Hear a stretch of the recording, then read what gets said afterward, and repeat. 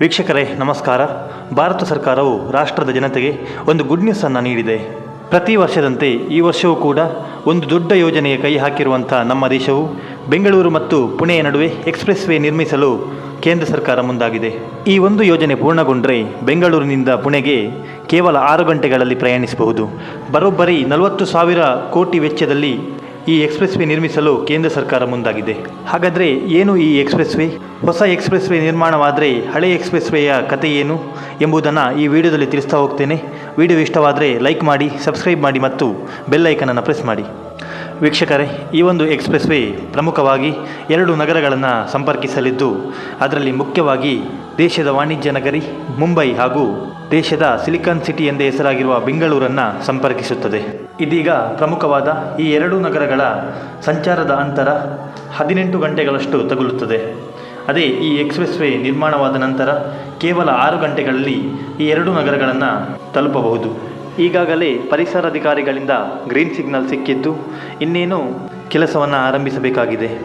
710 kilometre ಉದ್ದವಿರುವ ಈ ಹೆದ್ದಾರಿಯು ಕರ್ನಾಟಕ ಮತ್ತು ಮುಂಬೈನ 12 ಜಿಲ್ಲೆಗಳ ಮೂಲಕ ಹಾದು ಹೋಗಲಿದೆ.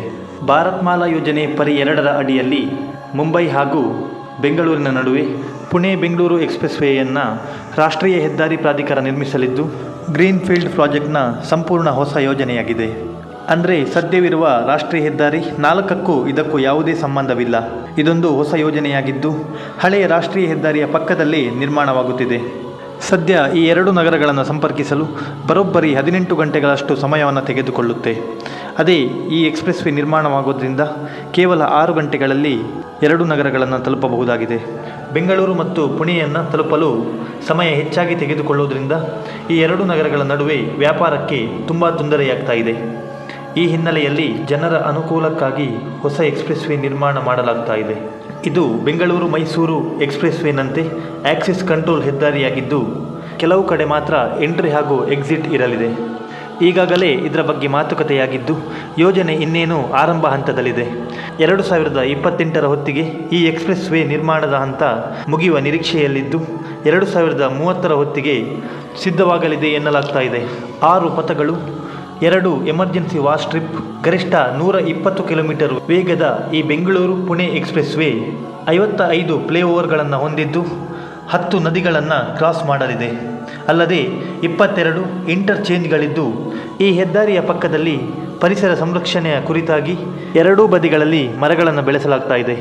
ಈ ಹೆದ್ದಾರಿಯು ಕರ್ನಾಟಕದ ಬೆಳಗಾವಿ, ಬಾಗಲಕೋಟೆ, ಗದಗ, ಕೊಪ್ಪಳ, ವಿಜಯಪುರ, ದಾವಣಗೆರೆ, ಚಿತ್ರದುರ್ಗ, ತುಮಕೂರು, ಬೆಂಗಳೂರು ಗ್ರಾಮಾಂತರ ಹಾಗೂ ನೆಲಮಂಗಲದ ಮೂಲಕ ಹಾದು ಹೋಗಲಿದೆ.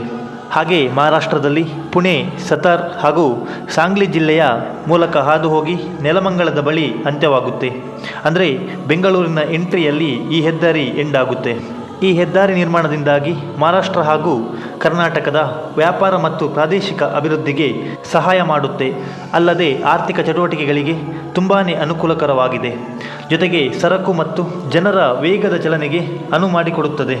ಈ ಎಕ್ಸ್ಪ್ರೆಸ್ ವೇನಿಂದಾಗಿ 2 ರಾಜ್ಯಗಳಲ್ಲಿ ಉದ್ಯೋಗಾವಕಾಶಗಳು ಹೆಚ್ಚಾಗುತ್ತೆ.